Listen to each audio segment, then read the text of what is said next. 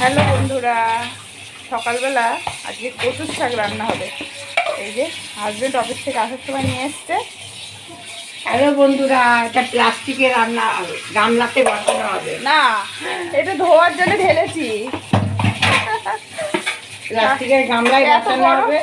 অনেক কচু না, ভালো করে ধুতে হবে, ধুয়ে তারপর আস্তে আস্তে সিদ্ধ করতে হবে। তা চলুন আমি কেমন করে রান্না করছি পরে ফিরে আসছি, দেখাবো। এখন কচু শাকটা ধুয়ে সিদ্ধই বসিয়ে দিই।